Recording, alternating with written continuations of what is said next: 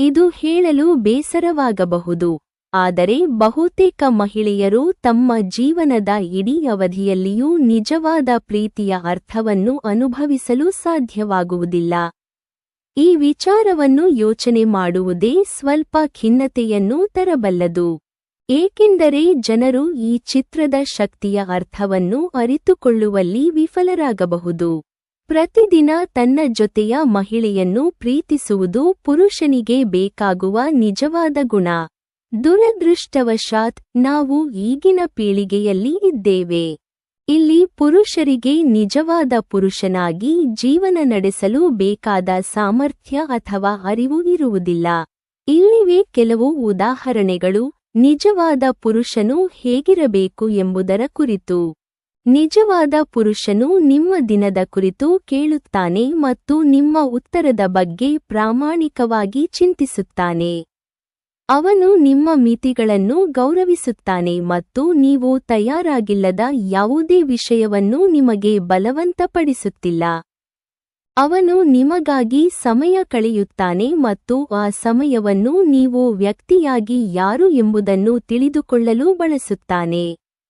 ನಿಜವಾದ ಪುರುಷನು ಪ್ರತಿದಿನದೊಂದಿಗೆ ಪ್ರಯತ್ನಗಳ ಅರ್ಥವನ್ನು ತೋರಿಸುತ್ತಾನೆ.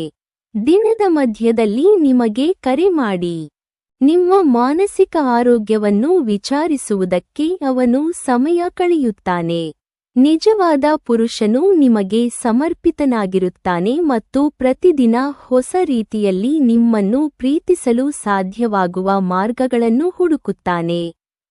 ನಿಮ್ಮ ಹೃದಯವನ್ನು ರಕ್ಷಿಸುವುದನ್ನು ಅವನು ತನ್ನ ಪ್ರಥಮ ಪ್ರಾಮುಖ್ಯತೆಯಾಗಿ ಮಾಡುತ್ತಾನೆ. ತಾತ್ಕಾಲಿಕ ಭಾವನೆಗಳ ಆಧಾರದ ಮೇಲೆ ಶಾಶ್ವತ ತೀರ್ಮಾನಗಳನ್ನು ಅವನು ತೆಗೆದುಕೊಳ್ಳುವುದಿಲ್ಲ. ಅವನು ತನ್ನ ಜೀವನದಲ್ಲಿ ನೀವು ಯಾವ ಸ್ಥಾನದಲ್ಲಿದ್ದೀರಿ ಎಂಬುದರ ಬಗ್ಗೆ ನಿಮ್ಮನ್ನು ಅಸ್ಪಷ್ಟತೆಯಲ್ಲಿರಲು ಬಿಡುವುದಿಲ್ಲ.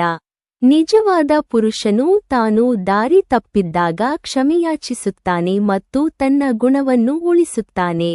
ನಿಮ್ಮ ಭಾವನೆಗಳನ್ನು ರಕ್ಷಿಸಲು ಇತರರ ಭಾವನೆಗಳನ್ನು ನೋವುಪಡಿಸಲು ಅವನು ಹಿಂಜರಿಯುವುದಿಲ್ಲ. ಲೈಂಗಿಕ ನಿರೀಕ್ಷೆ ಇಲ್ಲದೆ ಅಫೆಕ್ಷನ್ ಮಮತೆ ನೀಡುತ್ತಾನೆ. ನಿಜವಾದ ಪುರುಷನು ನೀವು ಅಲ್ಲದ ಯಾವುದೇ ಮಹಿಳೆಯನ್ನು ಗಮನಿಸುವುದೇ ಇಲ್ಲ. ಅವನು ಮೊದಲ ದಿನದಿಂದಲೇ ನಿಮಗೆ ನಿಜವಾದ ಉದ್ದೇಶಗಳೊಂದಿಗೆ ಬಂದಿರುತ್ತಾನೆ ಮತ್ತು ನಿಮ್ಮನ್ನು ಆಯ್ಕೆಯಾಗಿ ಅಲ್ಲ, ಪ್ರಾಮುಖ್ಯತೆಯಾಗಿ ನೋಡಲು ಹೇಗಿರಬೇಕು ಎಂಬುದನ್ನು ತೋರಿಸುತ್ತಾನೆ. ನಿಜವಾದ ಪುರುಷನು ನೀವು ಯಾರಿಂದಲೂ ಅನುಭವಿಸಿದ ನೋವನ್ನು ದೂರ ಮಾಡಲು ಸಹಾಯ ಮಾಡುತ್ತಾನೆ. ಅದು ಯಾರೂ ಕ್ಷಮೆ ಕೇಳದ ನೋವಾಗಿರಬಹುದು. ಅವನು ನಿಮ್ಮನ್ನು ಮೌಲ್ಯವಂತನಾಗಿ ಕಾಣುತ್ತಾನೆ ಮತ್ತು ನಿಮ್ಮನ್ನು ಕಳೆದುಕೊಳ್ಳುವ ಸ್ಥಿತಿಯಲ್ಲಿರುವುದಿಲ್ಲ. ನನ್ನ ಸಲಹೆ, ನಿಮ್ಮ ಸ್ವಮೌಲ್ಯವನ್ನು ಪ್ರಶ್ನಿಸುವಂತೆ ಮಾಡದ, ರಾತ್ರಿಯಾದರೂ ನಿಮ್ಮನ್ನು ಗೌರವದಿಂದ ನಿದ್ರಿಸುವಂತೆ ಮಾಡುವ ಪುರುಷನಿಗಾಗಿ ಕಾಯಿರಿ.